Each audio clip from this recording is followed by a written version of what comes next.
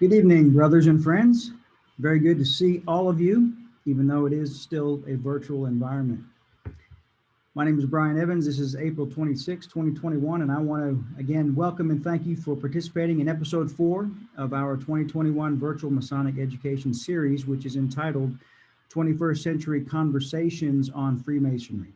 This is a 12-part series. It's meant to be very conversational in nature, and hopefully that you'll have some questions and comments to participate in during that time.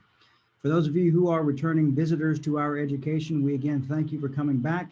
Hopefully that means we're doing something correct here. And for those of you that are new, we welcome you and we thank you very much for being with us this evening, and we certainly encourage your participation as well. First, I would like to recognize the Masonic sponsors and participating brothers therein who are who have my deepest sincere thanks and appreciation for their support and participation in this virtual series. First, the Rubicon Masonic Society is an invitation-only private group of Master Mason Freemasons located in Lexington, Kentucky. The purpose of the Rubicon Masonic Society is quite simple, actually. It's to establish a deeper understanding and connection with Freemasonry, with its traditions and practices, and to further cement the brotherhood of its members and guests through conviviality and unity outside of the normal lodge setting. The Ware Lodge of Research is dedicated to helping brothers pursue further light in Masonry. It was chartered in 1965 and is Kentucky's oldest research lodge. The lodge was named after Most Worshipful Brother William Ware, who served as Grand Master of the Grand Lodge of Kentucky in his 1957 and 58 term. And finally, Lexington Lodge No. was chartered in 1788 and is the oldest Masonic lodge in Kentucky. This lodge has a historic membership, including senators, congressmen, governors, and mayors. Lexington Lodge No. strives to create and deliver a heritage observance culture reminiscent of Freemasonry in the past. With my co-host this evening, Worshipful Brother Dan Kimball, past master of Ware Lodge of Research and the recorder of Rubicon, Worshipful Brother Tom Nitsky, current master of Ware Lodge of Research and member of the Rubicon Masonic Society, Worshipful Brother John Bizak, past master of Lexington Lodge No. and vice chairman of the Rubicon Masonic Society. Again, my name is Brian Evans, and I am humbled and proud to be your host as well, past master and current master of Lexington Lodge No. and chairman of the Rubicon Masonic Society. Again, thank you all for joining us very much this evening. Let us begin. Worshipful Brother Nitsky, will you please deliver the opening devotion to our guests? Be glad to. Brothers with me, Grand Architect of the Universe, as we gather together today for this meeting, may we be guided in all that we say or do by a strong sense of your presence with us. Grant us for our labors the wages proper for us, the corn of nourishment, the wine of refreshment, the oil of joy. May our meeting together on this day be such that nourishes and sustains us in the work which is ours as Masons. May the friendship we share as brethren give refreshment to our spirits. May the proceedings in which we are engaged and the friends we greet today give us joy that encourages us, revitalizes us, and adds deep meaning to our lives together. Amen. So mote be. Thank you, Worship Brother. Brothers and friends, the purpose of our Virtual Masonic Education series is to assist in the improvement of oneself by establishing a deeper understanding of Freemasonry with its traditions and practices, and further cementing the brotherhood of the fraternity for the betterment of mankind. And as we all would probably know and agree, this is a lifetime experience. Any opinions expressed during this virtual education series will be those of the presenter or the participant and do not necessarily reflect the views of any lodge or Grand Lodge or the Rubicon Masonic Society. By participating with us this evening, you do consent to our guidelines and our full disclaimer, which can be found at rubiconmasonicsociety.com/disclaimer. Brothers, if you have attended in the past, you know that these are not tiled meetings. Masons and non-Masons are welcome and encouraged to attend and participate. So please be mindful that anything discussed this evening should be suitable for Masons of all degrees, as well as any non-Masons. Gentlemanly manners are to be expected at all times. There is no alcohol, smoking, food, or foul language to be permitted. There will also be no discussion of politics or religion at any time, and of course, attendees may be removed if not following this protocol. Here are some recommendations before we begin the education for the evening. In an effort to best ensure that this environment is as enjoyable as possible for everyone, we respectfully recommend and request the following. Our attire for each meeting should be coat and tie. Please type your name and any appropriate Masonic title or your location under your video, so that way you can identify yourself to others. If you're not a Mason, no problem at all. Please just simply type the word guest after your name. Please also enable your video camera so other attendees can see you. Please reduce any background noise and keep your microphone muted when not speaking. Please turn off all other computer programs to try to eliminate other outside distractions in your environment. And finally, please be patient should any technical difficulties occur. Sometimes they do. Brothers and friends, tonight's presenter is Worshipful Brother John Cameron. And before I pass the microphone to Worshipful Brother Bizak, I just want to give a quick shout out to the presenter that was supposed to be with us this evening. However, we are very grateful to have Worshipful Brother Cameron presenting as well. Most Worshipful Past Grand Master Mike Halloran had to cancel almost last minute due to a scheduled cardiac procedure on his calendar. Everything is okay as far as we know, and we hope and pray that everything will continue to be okay.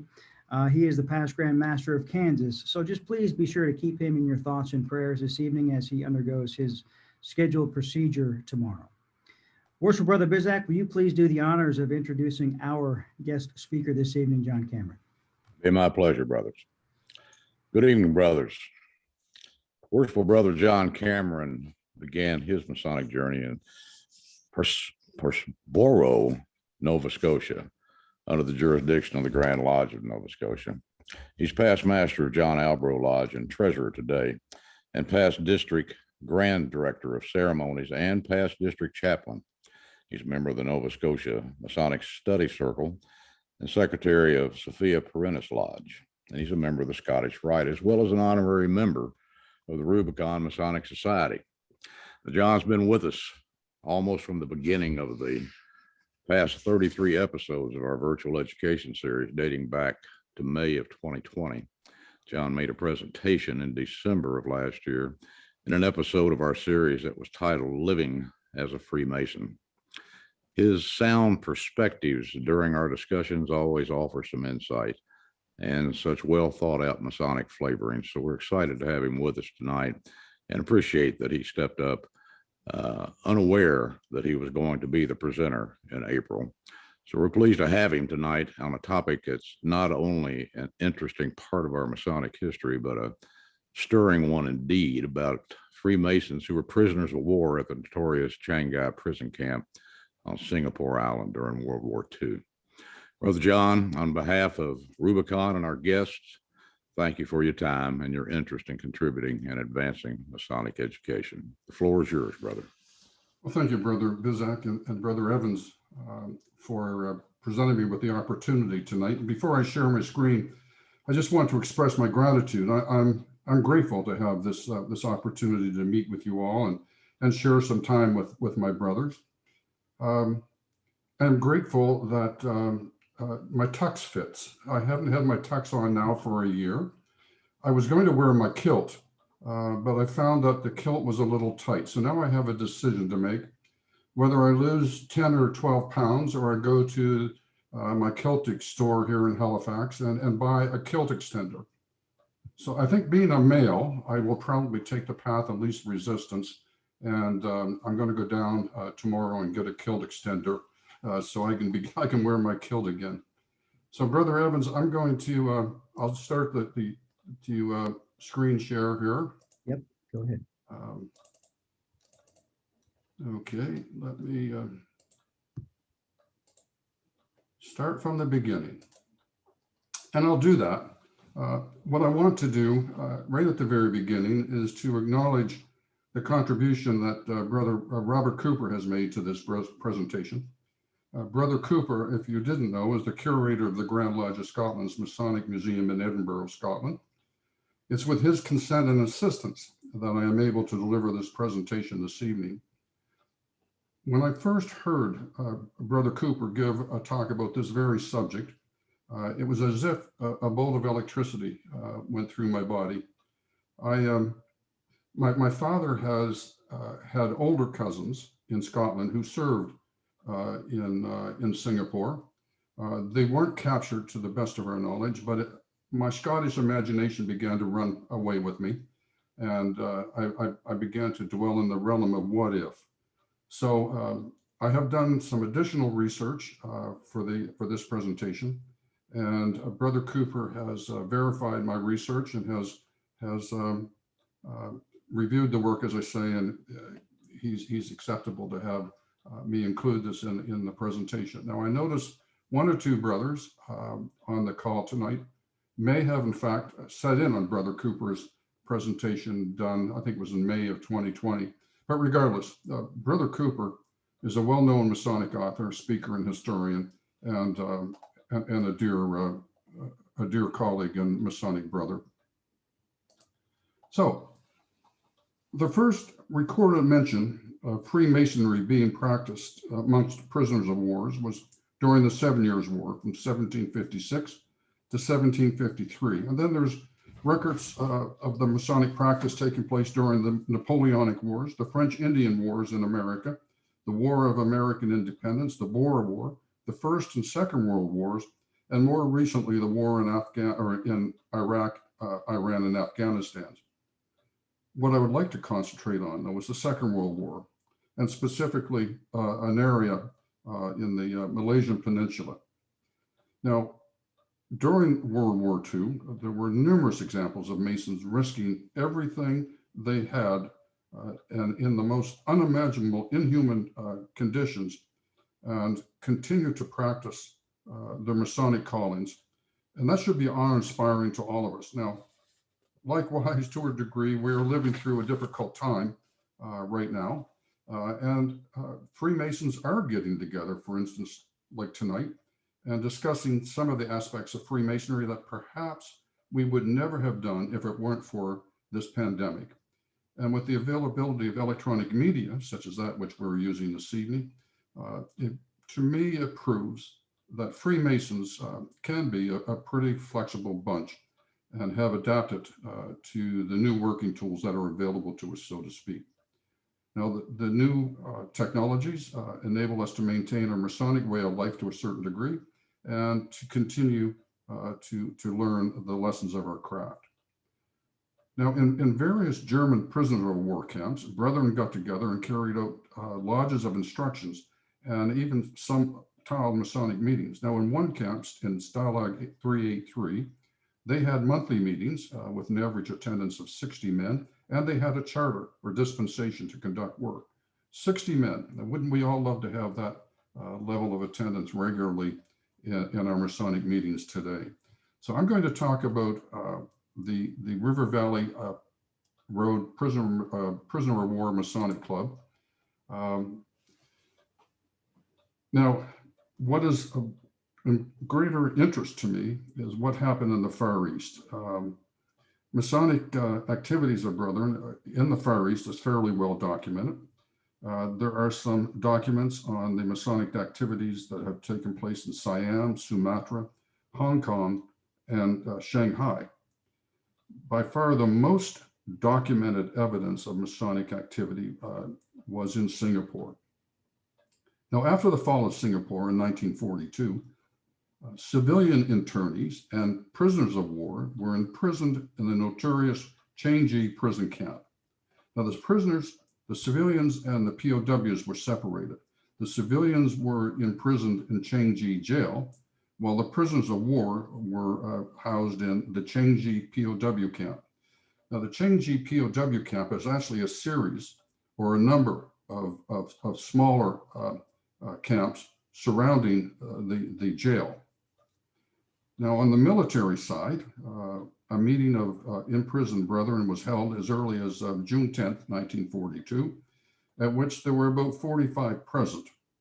Now, this meeting was presided over by Worshipful Brother Wiley, who was the past Grand Director of the Grand Lodge of England and under the jurisdiction of the Grand Lodge of England and past Assistant District Grand Master. Now, he asked permission from the British Commandant, Lieutenant General Percival.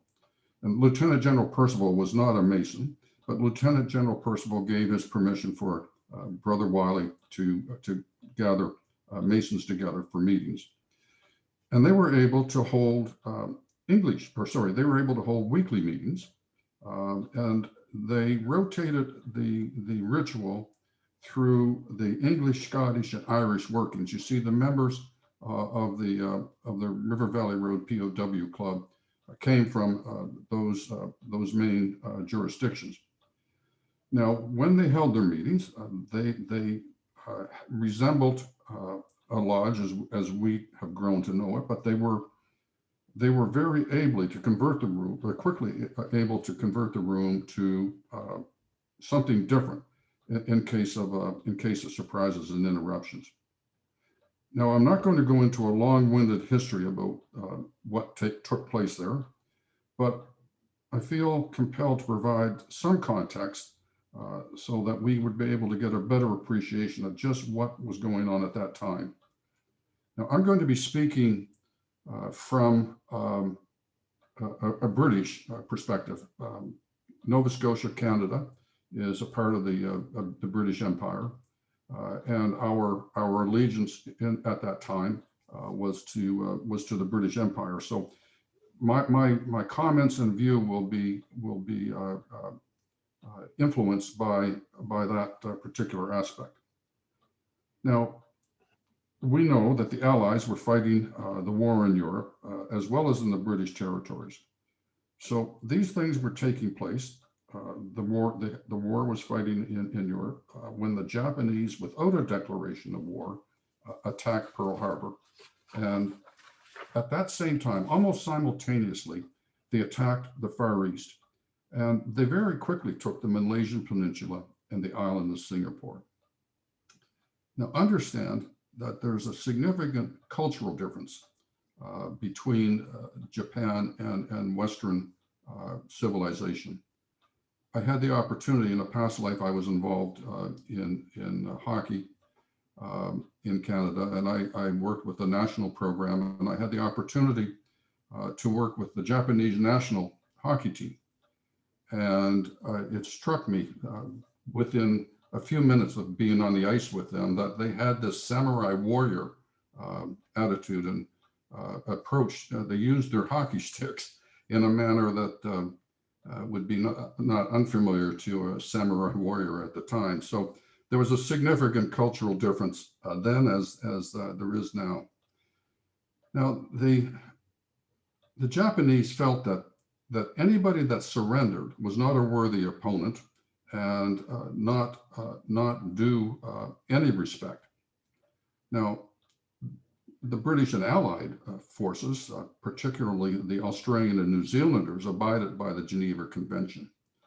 So we have a situation where a numerical inferior Japanese force proceeded to capture about 130,000 Allied troops as they swept down the peninsula. Almost 80,000 people were captured in Singapore alone. Now, the Japanese were shocked by the numbers of Allied forces that surrendered, and they treated them with disrespect and disregard.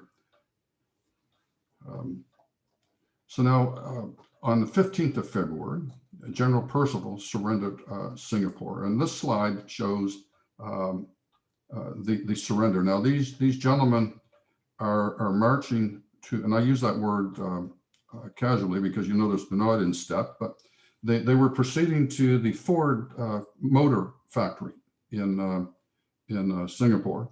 Now, on the gentleman on the far right, you can see my cursor, can you not? So the gentleman on the far right is General Percival, and the gentleman carrying the white flag is Major Wiley. Now, I'll talk about Major Wiley in a few minutes, and we'll talk about what happened to this flag, but this is the scene as they proceeded. Now, the founder members of the River Valley Road POW Club consisted of 14 English, 5 Scots, 5 Australians, and 1 Irishman. So for those who were of Irish descent in the audience. There's always one Irishman, isn't there? So we have 14 English, 5 Scots, 5 Australians, and 1 Irishman. So these were the founder members, okay? These were the men who decided that they were going to form this club. Now, the prisoners were allowed 1 day a week to fumigate their meager clothing. Now, they did this by placing their garments in an oven, which was hot enough to kill the lice and the other bugs, but not hot enough to burn the clothes. Now, it was reported that this particular POW camp that the River Valley Road POWs were in, this particular camp, the commandant was somewhat lenient, and he allowed them more time, unsupervised free time. So, as I previously mentioned, after the fall of Singapore in 1942, the civilians, internees, and the POWs were imprisoned in this Chengji prison camp. Now, there was little communication between the jail and the camps, or even between the separate camps. So initially, the civilian internees, they numbered about 3,000, of whom approximately 250 were Freemasons, and the servicemen numbered about 55,000. No numbers on how many Masons were, but we do know that these men were in fact Masons. But we don't know, but we do know that the Masonic Club was formed in 42. Now my mind is racing. I gave you some numbers. 130,000 people were captured. 80,000 people in Singapore were captured. 55,000 servicemen, 3,000 civilians. There's about 25,000, 22,000 people that were killed in that invasion. Now, they called this a club because they did not have a charter to work.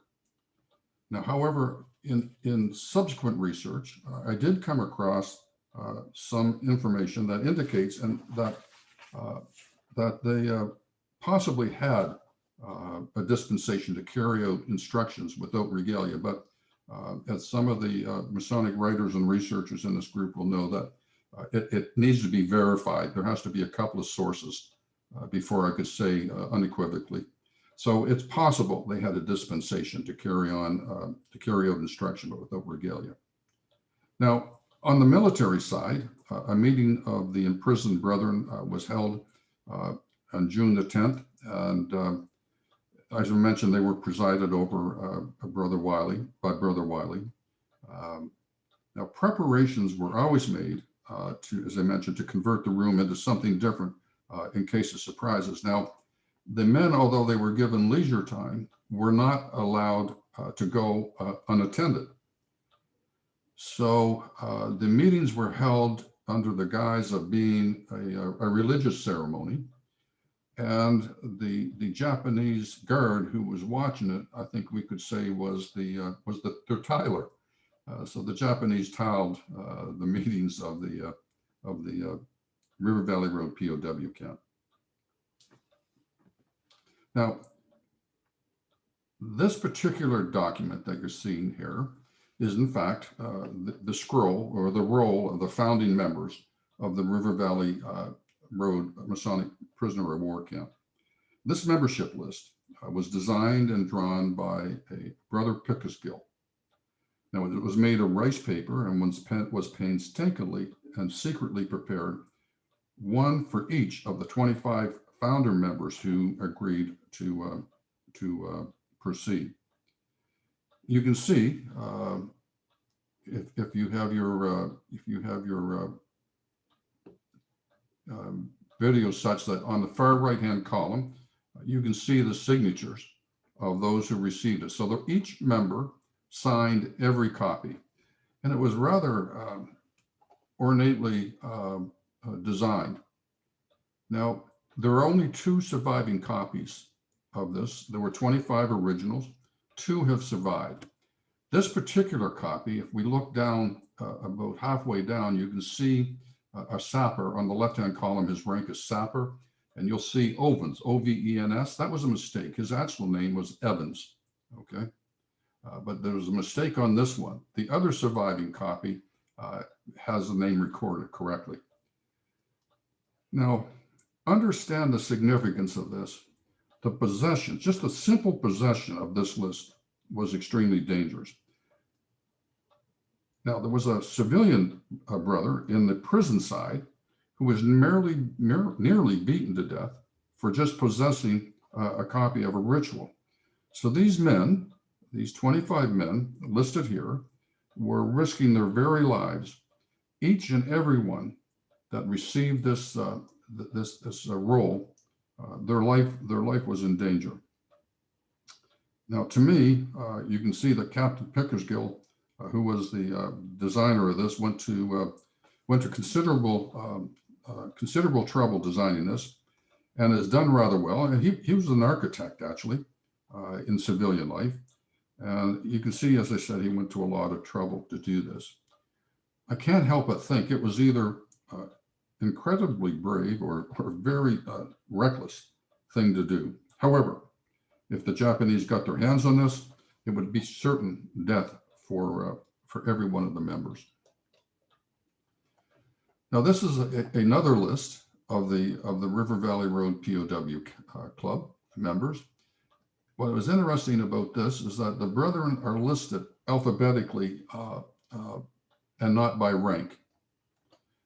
Now, this means that the most senior officer of military rank is on it was the last member on the roll, and that's Brother Wild.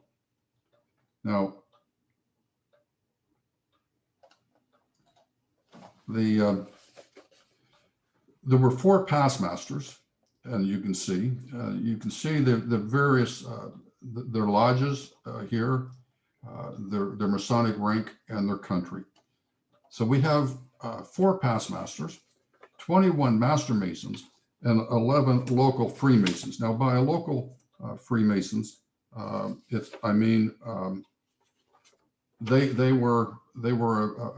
belonged to a lodge, either United Grand Lodge of England or Grand Lodge of Scotland or Ireland Lodge, that was practicing in the Far East and on the Malaysian Peninsula. So these brothers were active in the role. Now, another interesting point, and I'm just trying to think. So we have 4 past masters and 21 master masons. Now, this is a function primarily of age, in that if you attain the rank of a past master, you're older, generally speaking, because you've gone through the chairs. And if you're a master mason, typically you've either chosen not to go through the chairs, or your age, you're still a youthful person, and you haven't had the opportunity to progress. So they were likely, in fact, we do know that they were in their 20s and 30s. So what I'd like to do now is to talk about a couple of the brothers on this list. And I think that knowing a little bit about them can help explain some of their circumstances. So now, halfway down the list, we find, in fact, Sapper Brother Evans, okay? Now, Hugh Evans survived the war, and he returned home to Scotland, and he was able to talk about his time in the POW camp. Now, he was a young man. He was conscripted when he was 18 years of age, and he was placed with the Royal Scottish Engineers. Now, he was on a ship heading to Egypt to fight the Nazis in the African desert when the ship was diverted to Singapore. Now, the island had already been attacked by the time Sapper Evans arrived. And as he was walking down the gangplank, bombs were dropping in Singapore. And Brother Evans was met by a fellow Scot of the Northern Highlanders, who gave him a cup of tea and a biscuit. So after the tea was enjoyed, his next task was to get equipped to fight. He was given an Enfield 303 rifle and 3 shells to go north to fight the Japanese. 3 bullets was his extent of his ammunition. So Brother Evans marched north with the Royal Engineers until they found a trench. Now this trench essentially, in reality, was a monsoon drain or a ditch. Now he was stationed there with a local Singaporean policeman, and they waited for the advancing Japanese army. Now, of course, in advance of the Japanese army, locals were fleeing, and the locals passed through this defensive line that was formed. Once past the line, the locals turned and fired on the Allied troops, killing many of them. Now, the police officer alongside Sapper Evans was shot in the head by one of the infiltrators and was immediately killed. Brother Evans was captured after he depleted his ammunition, and he was taken along with other prisoners to the infamous Changji prisoner of war camp.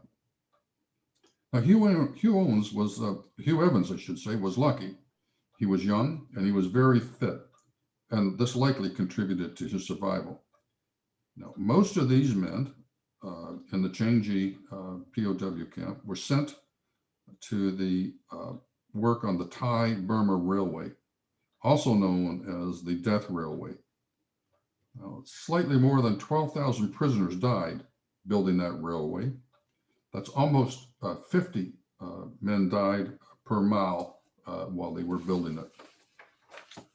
So the thing that really intrigued me about Brother Evans was that the ship he was transported on sailed from Halifax in Nova Scotia here, and it initially was going to Basra, as I mentioned, to fight in the African desert. But as the transport ship rounded Cape Town, South Africa, it was redirected to Bombay and then on to Singapore.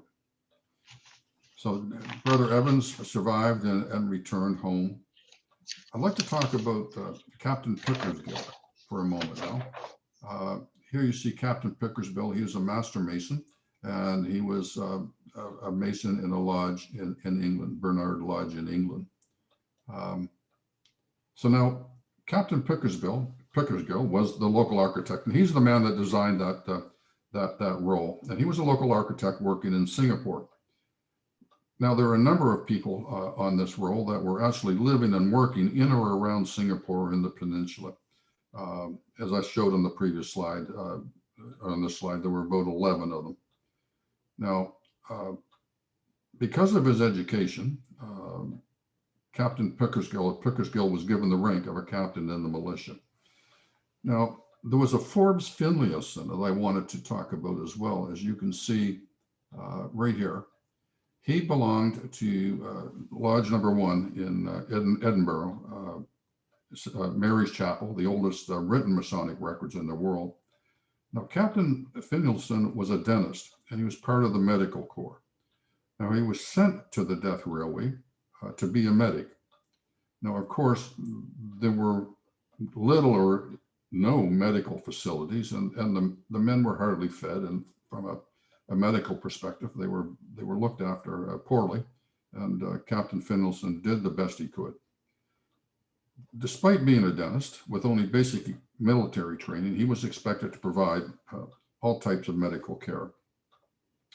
It is recorded that he performed dental surgery by only using a nail and a hammer, and I'll leave that to your imagination. I can tell you that he removed the cavity with the sharp end of the nail. He would pack spices in the cavity that was left, and he would tap them down with the broader end of the nail. That was the extent of his medical tools, virtually. Now, he was one of the lucky ones. He survived the war, and he was able to return home. He survived likely because the men recognized how important he was to their collective survival, and they gave him portions of their meager rations. Now, another Scotsman, Sergeant Major Barber, he's my favorite character. You can see him here. Again, he came from the United Grand Lodge of Scotland. So Sergeant Major Barber, Brother Barber, ended up on the Death Railway. Now, trains would travel back and forth on the completed portions of the track. Now, one day, Brother Barber was working on the bank of a railway when a train slowed down to a walking pace. And the engineer leaned out of the cab and asked if there was any Scotsman present. And of course, Brother Barber answered and said he was. So the engineer said, look, I'm going back down the tracks, and if you have any money at all or anything of value, give it to me and I'll pick up whatever food I can find and bring it back to you tomorrow.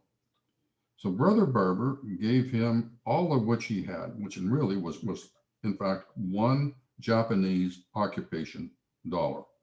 So he gave that to the engineer and went back to work. Now, the next day, he returned to the same spot and he waited for the train. Now, it wasn't long before the train returned, only this time it didn't stop. It went right on by. Well, he was absolutely shocked and angry to be taken up by a fellow Scotsman, and he never forgot this. And he was rather bitter for quite a considerable period of time. So Brother Barber survived the war and returned home to his lodge in Glasgow. Years later, he was in lodge and he was presiding over an initiation of a candidate. Now, the United Grand Lodge of Scotland's ceremony is somewhat like ours here in the York Rite. We follow the York Rite in Nova Scotia. And the candidate is asked if he has anything of value to give. The candidate at that time responded, he said, all I have to give is this. And he handed Brother Barber a one Japanese occupational dollar that he had been given to by Brother Barber many years ago. You see, he was the engineer of years ago. He told Brother Barber that he attempted to buy some food and take it back the next day and was caught and beaten almost to death by the Japanese. And he wasn't able to return the following day. He survived the war and imprisonment and returned back to Scotland.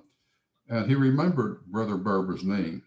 Now, years later, he heard that Brother Barber was a prominent Freemason and decided that he would join the lodge to return his $1 that Brother Barber gave him. So now here is another slide. I'm going to return to Brother Wild, as we know quite a lot about him. Now, in the previous picture of the surrender, we saw Major General Wild carrying the white flag. And here's Major General Wild here.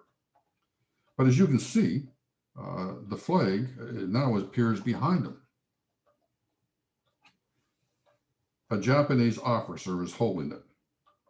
So what happened, you see, is that Brother Wild was so upset with the British Commandant Lieutenant General Percival because he surrendered too early.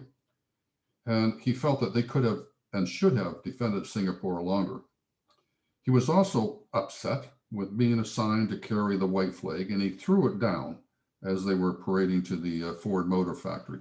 And you can see the Japanese officers in the back see that the flag has been thrown down and retrieved by a Japanese officer, but the commanding officer of that Japanese battalion isn't aware of it yet. Now, this could have been the end of Brother Wild, because you can only imagine the insult that this action would have represented to the Japanese.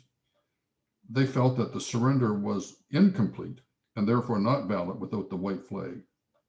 The only thing that saved his life was that he was very important to the Japanese commandant.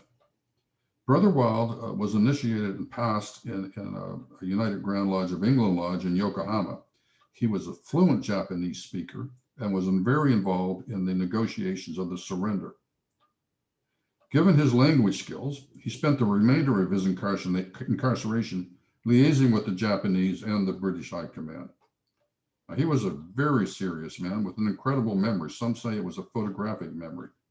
So consequently, he was able to recall every single atrocity that he witnessed or that he was told about. So after the war, he became the head of the War Crimes Commission Investigation Unit, and he was responsible for bringing war criminals to court. Now, he performed that duty diligently and doggedly, often bringing gruesome accounts of what transpired, and also naming the Japanese officers who were in command and gave the orders for these atrocities to be committed. He kept the white flag, and he actually had it made into a Masonic apron, and he wore that apron until his untimely death. Now, the Union Jack is now believed to be in the Aldershot Barracks in England, where it is on display as part of the memorabilia at the Military Museum. Now, I mentioned Brother Wilde had an untimely death. He died in an unexplained aircraft crash as he was en route to Hong Kong to give further testimony against some additional war criminals.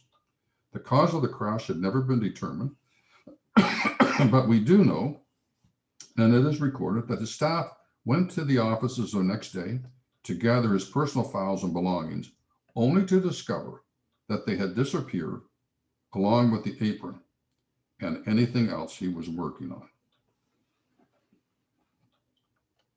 Now, in the remaining few minutes, I want to talk a little bit about the club. These members took their Masonic duties very seriously, and they kept minutes of their meetings. Now, over time, members were moved to work on the Death Railway, and so the minutes would be passed along to a new secretary who would be part of a new intake of prisoners for safekeeping. Now, by this time, most of them were Australian, this wave came in, and they took the solemn obligations to keep the written record safe for as long as possible.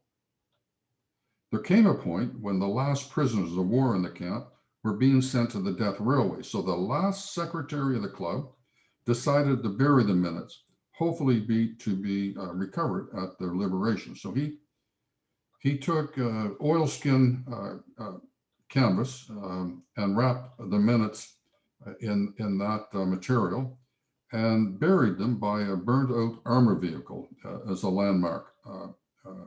So the minutes were buried with a landmark that he could remember. So he survived the Death the Death Railway, and at the conclusion of the war, he was returned to Singapore to recuperate. And as soon as he was able to get up in a boat, he immediately made a beeline for the camp looking for the burned out tank, only to discover that the tank was removed and the site was cleaned up. It was turned into a cricket pitch for the British officers. So every night he would creep back to the field and dig a few holes, hoping to retrieve the minutes.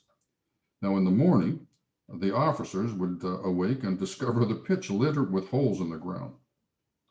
They naturally assumed that they had an infestation of some kind of a burrowing critter, so they set traps in hopes of catching the critters. Now, the holes continued to appear. So they decided that they were going to set a night watch to catch whatever it was that was spoiling the enjoyment of the officers on the cricket pitch. Well, sure enough, the culprit was caught that evening. He was brought before the commanding officer the next morning and asked what in the blazes he was playing at. They explained the whole story to the CO. As fate would have it, the CO was a Freemason. He immediately ordered the field to be dug up, and the minute books were recovered. They were found intact, and they're now kept by the Grand Lodge of New South Wales in Australia. So this is Brother Wilde. This book, The Tall Man Who Never Slept, because he was so driven, and because of his obvious intellect and memory, he very rarely slept, or slept a minimal amount of time. And this is a biography of Brother Wilde. Now I have that book, and I must tell you, as a spoiler alert, it's littered with very gruesome descriptions of the punishment of some of the prisoners. And so if you're going to read it, be prepared. Adult content, not for general viewing. So, in conclusion, my brothers, what I want to say that it is my opinion, the examples of the men that I mentioned to you tonight are extraordinary Masons These are men who risked even life itself to continue with their Masonic ceremonies as best as they could, who found some form of meaning in their lives and brought a certain level of peace, even in such conditions as they experienced. Now, that belief is still there within our present-day members of the armed forces. In Kandahar, Afghanistan, under the jurisdiction of the Grand Lodge of Canada in Ontario, is a lodge, Canada Lodge under Dispensation Kandahar, which meets and has even initiated men into the craft.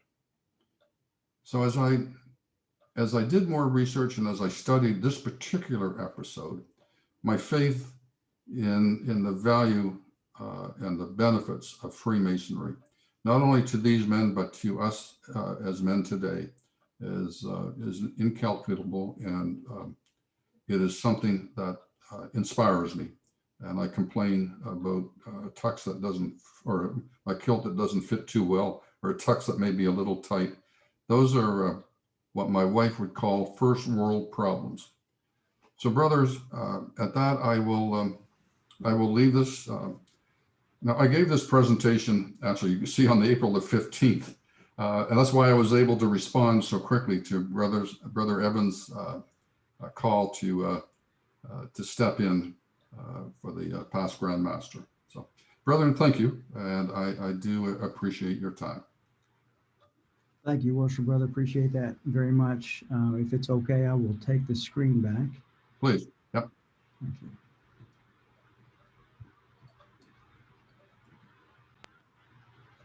Okay. So, first of all, I want to thank you for your time putting this together. Fascinating stories that we all just heard. And I have maybe not any specific questions, so to speak, but I do have quite a few thoughts and comments, perhaps to help facilitate discussion or regarding the topic of Freemasonry during times of war. First, I want to say this is my personal belief and comment that clearly the commitment to Freemasonry during this time really says something special about Freemasonry in its foundation and its principles for our fraternal symbolisms and meetings and brotherhood to be such an inspirational part of these brothers and men during this time, during times of war and survival, is just extremely impressive. And I think you're right, Worshipful Brother John, is we have first world problems, and we should all be grateful and extremely thankful for the men and women before us that laid down their lives, whether they're Masons or not. Without them, we wouldn't be able to enjoy the luxuries that we have today. I want to ask if there's any veterans in attendance tonight. I know there's a few, and I would be curious to know, maybe even raise your virtual hand or message it in the chat box. I think it'd be really interesting to know how many veterans are in attendance this evening. So if you could, why don't you go ahead and message it in the chat box for everyone to see, because I think it's extremely important for us to show our appreciation for you if you are a veteran, no matter where you reside. That's courage right there. And when you brought this up in this topic, the first story that came to my mind, Worshipful Brother John, and maybe you can talk about this a little bit if you have some knowledge on it, was the in Gettysburg, the Friend to Friend, a Brother Undivided Memorial. Are you familiar with that?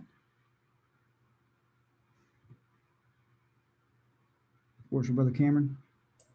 I'm not, actually. I must confess that my knowledge of Gettysburg is limited to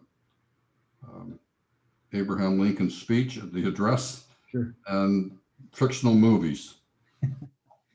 Well, I'm not an expert or a scholar by any means, but essentially there are two sides. And two brothers originally fought side by side and then were separated because one of the brothers chose not to fight against his Southern individuals and people. And they met each other. And if you look it up, if you actually Google a Friend to Friend, a Brotherhood Undivided, there's a much better story. And there's a memorial in Gettysburg about this specific topic. And I assume probably Brother Tabert or Bizak or some other scholars on here could provide a little bit more light to this. Not to take away from the story you had at all, but it's a fascinating example of the brotherhood of Freemasonry during times of war here in the United States. So I see a lot of hands, virtual hands raised. Has everyone had a chance to put their where they served in the chat box? Rich, I have yours, so you can put your hands down unless you had a question. Thank you. So actually, I noticed we have Worshipful Brother Tabert on here, and Worshipful Brother Tabert, since I brought it up, and I'm sure you have more knowledge here, I'd like to offer you the floor for a moment to talk about what you heard tonight, and also your experience and knowledge of the Gettysburg Memorial, if you wouldn't mind. Are you still on, brother?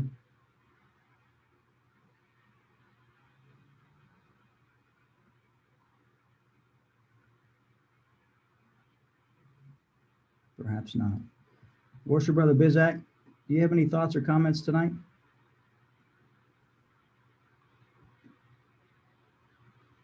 One additional story to add to yours that just came up recently in some research, finding out that Cornwallis, commander of the British forces during the Revolution, was a Freemason.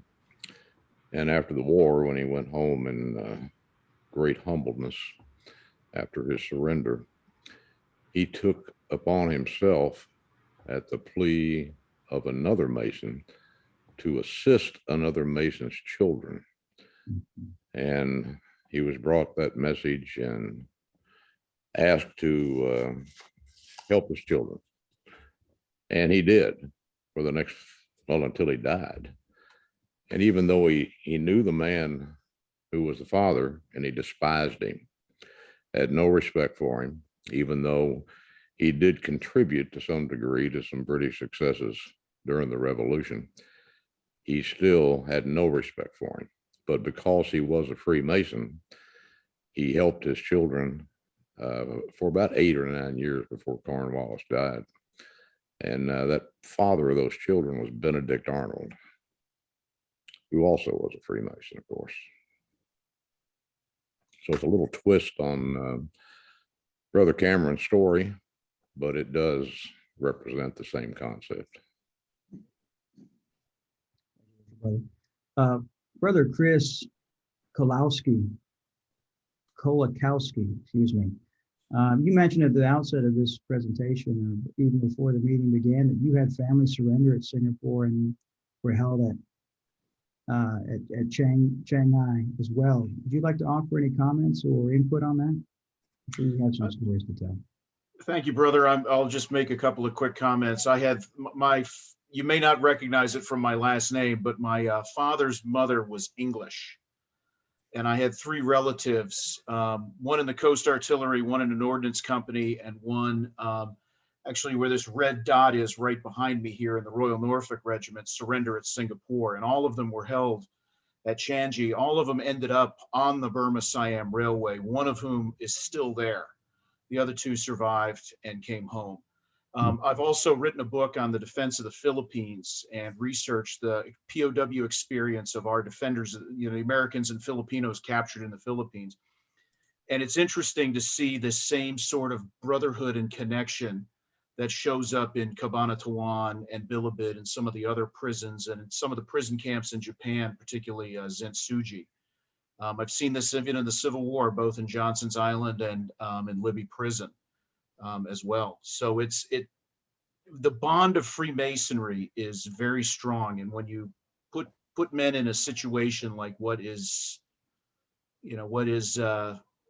we talked about tonight, or some of these other situations, you realize, truly what brotherly love, relief, and truth really can be all about in some of the more extreme examples of them. So thank you for the opportunity to be here tonight. Thank you for attending. Appreciate it. So, brother, looking at everybody input their information on where they served and when, we have between 17–18% of the men on this presentation tonight served. And that's pretty special. Worship Brother Cameron, did you have another comment? Your hand was raised. I do, brother. I didn't mean to be glib when I talked about my knowledge of, or lack of knowledge of the Civil War. My wife and I attended a family wedding in Pennsylvania, and we had an opportunity to visit Gettysburg.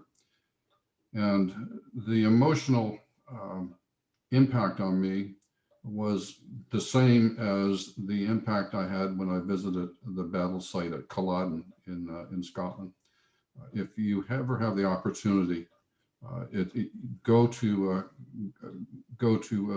the battle site in Pennsylvania. Now, hiking the Appalachian Trail in 2003, when I got up into the Mid-Atlantic states, it was hard to escape the history of the Civil War. We hiked through Harper's Ferry and a number of other notable battle sites. So my information was attained only, as I say, through hiking through these locations. And the people responsible for recording their history had wonderful signage and monuments built so that a hiker like myself could stop and read and just immerse themselves. So it's an incredible time. And we've had my lodge, John Elber Lodge, we have a close relationship with the lodge, Rising Sun Lodge in New Hampshire, District 2 in New Hampshire. And we visit one another every year. And they did an incredible play when they visited Halifax a few years ago about, and it was a Masonic play about a brother in gray and a brother in blue, attending to the physical needs of a wounded brother.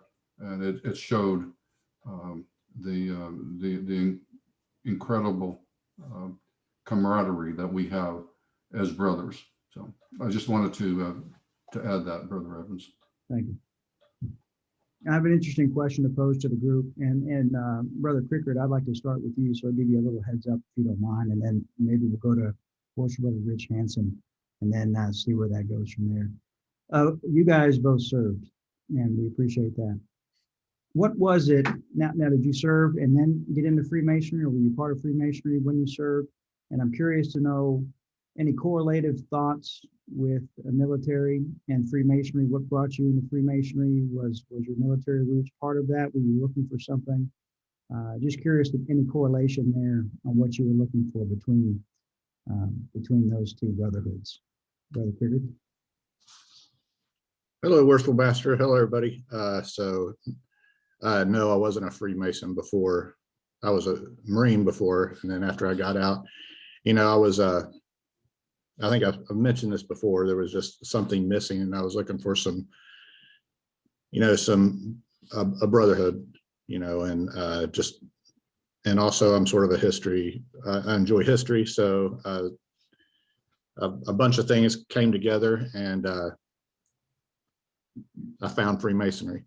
So I guess to me, a correlation is, with Freemasonry is the brotherhood, of course, fraternalism, and also it's it's not for everybody. In the Marine Corps, it's the few, the proud. So in Freemasonry, so Worshipful Brother Bizak's always saying, there's, sure, anybody can join the lodge and anybody can be a Freemason, but not really everybody is a Freemason. You can be a brother, but you're not, unless you're really, part of the temple, and serving the temple or serving the lodge, you're just a Freemason in name only. So, and that's what sort of another thing that drew me to Freemasonry was, I hate to say elite, but it's selective, and not everybody's a Freemason, and that's something that's sort of cool about Freemasonry to me. So, thank you. Worshipful Brother Hansen, do you have any thoughts you want to add? Good evening, Worshipful Master. I appreciate you calling on me to be able to give some insight, and I appreciate Brother John Cameron. That was an excellent topic. Anything on military, I'm in. That's just the way I grew up. My father was a Vietnam veteran, and I'm a veteran. I served before I was ever a Mason, but when I was in, I did see something that intrigued me. and it belonged to the Prince Hall Masons. There was a primary group that was within my company that they were always in the clique, and they always talked about Masonry. And of course, you know, anybody that wasn't a Mason, we didn't get to be involved. And of course, anybody that knows anything about military, you know, that brotherhood, that camaraderie that you build there is strong. And when I came out, I've never seen anything like it. I can remember plain the day that I left my post, Fort Benning, Georgia, for the last time. You drive off and it's like you spend all these years with these guys. And the minute you drive off, it's like you never see any of them again. So when I got out, I was searching for that again. I was searching for that brotherhood. And I joined, I was probably 2 years after I got out. I was always in search of that. And I always remembered the Prince Hall Masons that were there and how close, tight knit they were. So that always intrigued me. I didn't know a whole lot about the Masons when I was in, but there was always something there. And they were really good guys. They really were. They treated me good. They treated me with respect. It was just something that just pricked my interest, and I had to follow that a little bit. So great presentation, Brother John. It's absolutely fantastic. So appreciate you guys. Have a good evening. Thank you. Where's Brother Chad Lasik? So you serve in the Marine Corps as well. Anything else you would add to that?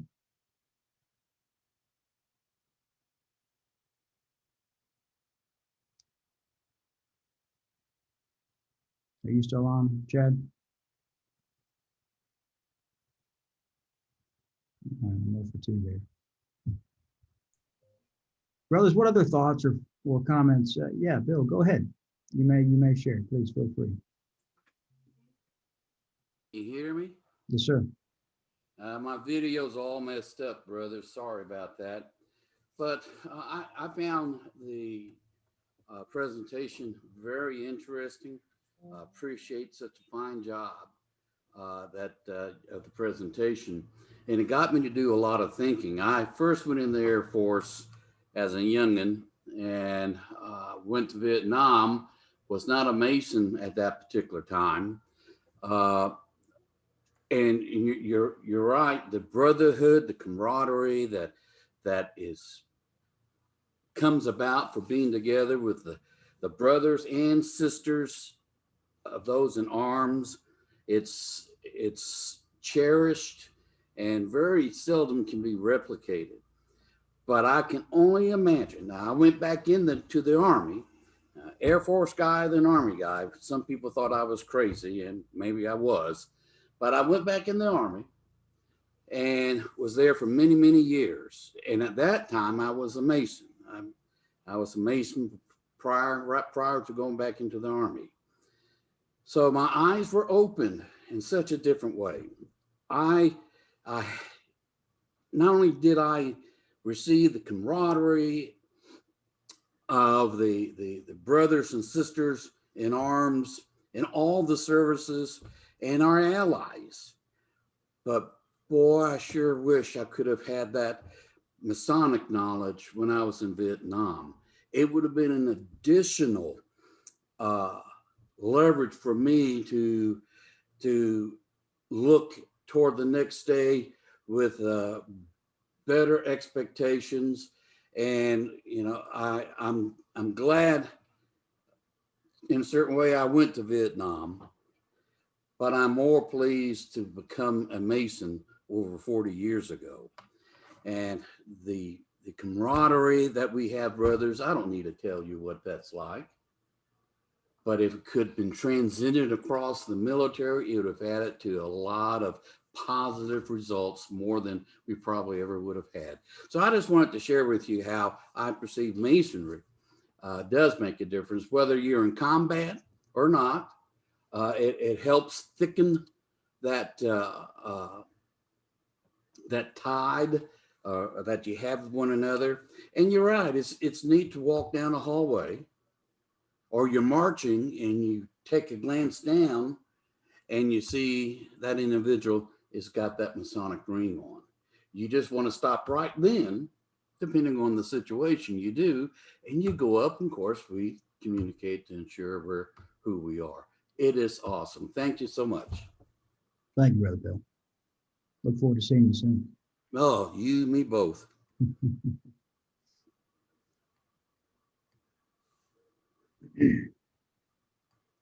There was a giant spike in Freemasonry after World War II. Either that was military men looking to regain that brotherhood or keep that brotherhood going, or they really wanted to stick it to Adolf Hitler because of all the propaganda and hate he spread towards Freemasons during that time in correlation with Jewish people. Either way, we're happy we're here now. Brothers, are there any other comments? Brian, may I make a comment? I was Grand Secretary of Pennsylvania when that monument was placed on Gettysburg battlefield. Excuse me. That was the first time that a private organization was ever permitted to place a monument on a national battlefield. And the Friend to Friend monument is in the National Cemetery at Gettysburg. And it represents what could be verified of a Union general and a Confederate general during Pickett's charge. The Confederate general was shot and wounded just as he approached the wall behind which General Hancock of the Union Army was situated. When he learned his friend, and they were personal friends, they had graduated from West Point together, and they had fought together. I guess it was in the Mexican War. And when he learned that his friend was wounded, he was wounded himself, so he could not attend to him, but he asked or sent Captain Bingham, who was also a Freemason, to go and take care of this Confederate general. Now, I can't think of his name right now, but the Confederate general then gave Captain Bingham some of his personal effects to be conveyed back to his family. And one of them was a Masonic pocket watch. And if you were to go to Gettysburg and see that monument, it shows Captain Bingham holding up who was lying on the ground, supporting him while he conveyed his personal effects to the Captain Bingham. Captain Bingham then returned to civilian life, and I think he became a senator in Maine. But that's a little bit of the history of what took place in the presentation and the development. It cost a considerable amount of money to put that monument there. I think it cost us well over $1 million to place that monument on the battlefield. And excuse me, I might also point out I was attending the American Canadian Grand Lodge, which is a Grand Lodge under the United Grand Lodges of Germany. And when I was there, there was a military group came in from Saudi Arabia who was operating under a dispensation of the United Grand Lodges of Germany. And they conferred a degree while I was there in Germany. And during the Gulf War, when I was still Grand Secretary, during the Gulf War, you may recall the Scud missile attack that killed so many of the Quartermaster Corps, all of them from Pennsylvania. And I received a letter from a lodge that was operating in Saudi Arabia telling me that they wanted to make a contribution to the monument that was being placed in Greensburg, Pennsylvania, honoring these quartermaster members who were killed. But they put on, in the letter, they said, if you respond to us, please do not have any Masonic indication on the envelope because it would put our lives in jeopardy. Good presentation tonight. I thoroughly enjoyed that. Thank you. Thank you, Robert Worshipful Jackson. Appreciate your comments as usual. Worship Brother Daryl Gluchek, do you have any comments tonight? I know you've been to Lexington Lodge No. 1 a few times, and we appreciate you being here tonight. Am I coming through now? Yes, you are. Okay, My comments, there are a lot of interesting Masonic stories in the various military organizations that some are fit to be told and some are not. But I really do appreciate the program tonight, and I'd appreciate the hard work that you there at Rubicon and Lexington and all you fellows up, what I consider up north, because you're north of the Red River. You do a great job of keeping us connected. And down in Texas, we're opening up a little bit. We're allowed to have lodge meetings, and we can even have, we can have dinner afterward if we go to a restaurant. So our socialization is opening a little bit better. And I hope it does for the rest of the Masonic community also. But I would like to again thank you for your hard work, your efforts, and keeping all of us connected in Masonry. Thank you. Thank you. Brother Bruce Steinhardt, I missed your hand up earlier. Is there anything else you'd like to add tonight? Yes, thank you, President. Back in 1912, I had the occasion to be up in Western Pennsylvania, and the camp that we were going to for an event was called Jamonville, and it's a United Methodist camp, and it was named after General Jummon, who was a French general back before the Revolutionary War. And I later found out that he was killed by George Washington pre-revolutionary times, and the French came after George Washington, and he was forced to sign a piece of paper about that he had supposedly assassinated. The translator didn't tell him that was the word that was used, but the PBS stations have had a really good series about the George Washington and some of the founding fathers during those revolutionary times that I found very interesting to watch. And if you have something that some free time, which I don't know what that is most of the time, but it's interesting to watch it and to learn a little bit, see it through, what they've reconstructed, I guess you'd call, about that time of the war. If I remember right, I don't know how Southern jurisdiction is, but in Northern Masonic Scottish Rite jurisdiction, one of our degrees, I believe, is based on that friend to friend episode from the Civil War, and is very inspirational when you witness that being portrayed. So thank you for the recognition, and also to Brother Cameron, very good presentation. Thank you very much. Thank you, brother, for your comments. Brother David Cameron, I see your hand is raised. The floor is yours. Thank you very much. First of all, not everyone in Canada is named Cameron, but I've met John before. I'd just like to relate a little story about the American Civil War and our first Grand Master, which you may not have heard of. So the Grand Lodge of Canada in the province of Ontario is covered Ontario and Quebec, and Nova Scotia was a different Grand Lodge always. But our first Grand Master in the middle of the 19th century was William Mercer Wilson. And he got a message from the daughter or niece, I can't remember which, of a brother who was studying in the south of the States. And she wanted to go home. But war was breaking out.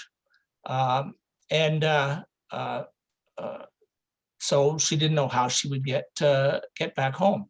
So he got on a train and he went down, and because of his Masonic connections, he was able to talk with the leadership of the Northern Army.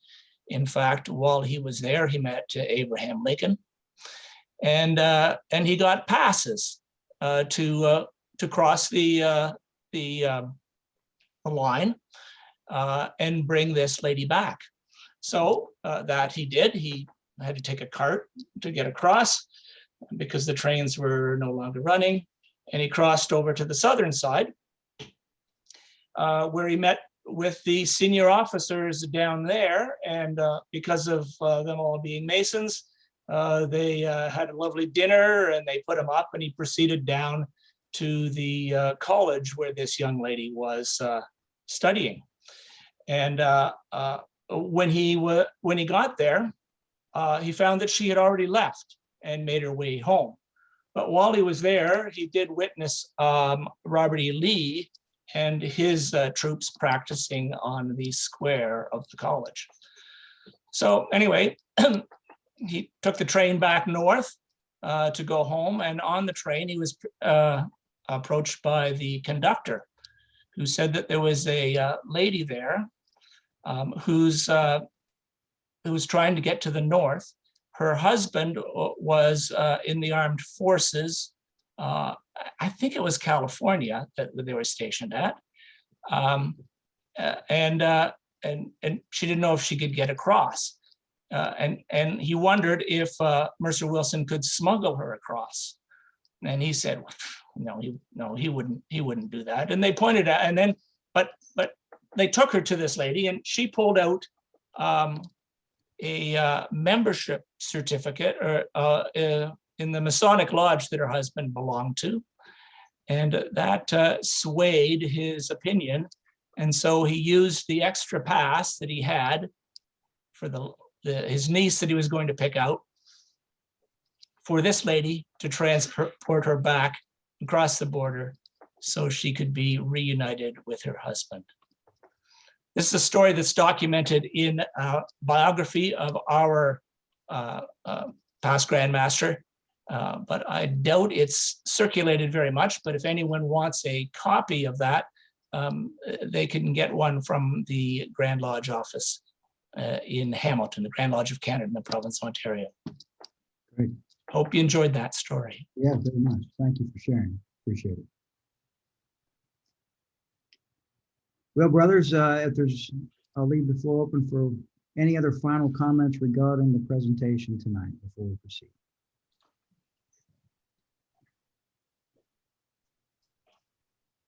All right, hearing none. Brothers and friends, next month we have the speaker who will be John Dickey. John Dickey is an author, historian, a broadcaster, and a professor. It will be on Monday, April 26th at 7 p.m. And I look forward to having an enjoyable conversation. If you have not read the book, Craft, I would strongly recommend it. Oh. It's a large book full of great stories and timelines leading up to the progression of how Freemasonry has been an instrumental part in the creation of our modern world. So I strongly recommend taking a look at that and participating in our next meeting next month. You can RSVP at rubiconmasonica.com/RSVP. If you are on our meeting tonight, you're welcome to RSVP. However, you're on our list and we're going to get you one way or another. So you don't need to RSVP again unless you want to. We'll have the instructions sent to you next month for sure. Brother Evans, Yes. you just said April 26th. I believe that's today's date, not next month's date. Then that's my apologies. So I'm reading text that I had to update. So it's the fourth Monday in May, whatever date that is. Thank you for clarifying. That would be the 24th, May 24th. Thank you. At this time, I'd like to offer the floor to Worshipful Brother Tom Nitsky, Master of Ware Lodge of Research, to offer any updates or brief announcements that he'd like to make regarding the Ware Lodge of Research. Worshipful Brother Evans, thank you. Worshipful Brother Cameron, great presentation. I've always found it interesting, whether between a pandemic or war, us Freemasons always find a way to come together. And I think we're doing that tonight. And based off your research, we did it back then. So I think that's something, a great thing. So just a real quick thing, myself and Worshipful Brother Dan Kimball recently had an opportunity to be interviewed by Cameron Adamson from Ontario with the Square and Compasses Productions podcast. We recently did that. So if you have a chance, you can look up YouTube, our presentation. So I highly encourage you. It was a great interview regarding research lodges. And so if you have some time, please check them out. Other than that, Brother Evans, back to you. Thank you, sir. Worship Brother Bizak, Worship Brother Kimball, do you have any other final comments tonight? No final comments other than to thank all the brothers who took their time tonight to attend. We look forward to seeing you at our future meetings. Worship Brother Kimball. Thank you, Worshipful Brother Evans. I want to offer my congratulations to Worshipful Brother Cameron on an outstanding presentation, and thank him for rising to the occasion on relatively short notice. And I believe that Worshipful Brother Cameron Adamson is with us here this evening. He's a first-time visitor to our Rubicon Masonic Society Virtual Education programs, and I want to welcome him. Thank you, brothers. Good to see you all. Thank you. Well, we'll see how good we did if he comes back a second time. I do have one quick update I'd like to make on behalf of the Rubicon Masonic Society. Maybe a shameless plug, if you will, to anyone that might be interested, or if their lodge or jurisdiction is interested. Rubicon Masonic Society is exploring additional Masonic education activities outside of this virtual education series. And it'd be premature for me to go into too much detail with it, other than letting you know that we are exploring creating perhaps a documentary or a documentary series of sorts, depending on how successful it could be, educating Masons and non-Masons about certain aspects of Freemasonry. If we are looking for potential funding sources to assist with this venture, this is not a for-profit venture. This is a covering cost venture to help produce a video and documentary of sorts. If any lodge or jurisdiction or personal individuals has an interest in participating or being someone that would donate or be an interest in donating to this cause for this educational purpose, please message me. And you can send an email to info@rubiconmasonicsociety.com. I'll be more than happy to explain a little bit more detail about what we're thinking, and any donations that would be provided to this cause, assuming it does come to fruition, credit would be given as a sponsor to your lodge or your jurisdiction within this. So, thank you. Worship Brother Tom, back to you. Would you please deliver a closing devotion? Grand Architect of the universe, ruler of heaven and earth, now that we are about to separate and return to our respective places of abode, wilt thou be pleased so to influence our hearts and minds that we may, each one of us, practice those great moral duties which are inculcated in Freemasonry, and with reverence study and obey the laws which thou hast given us. Amen. So mote it be. Brothers, thank you all again for joining us. If you're interested in participating or know someone else that might be interested in participating or joining us, please have them RSVP, RubiconMasonicSociety.com/RSVP. May we always be happy to meet, sorry to part, and happy to meet again. Brothers, thank you for joining us. We will see you next month. Good night.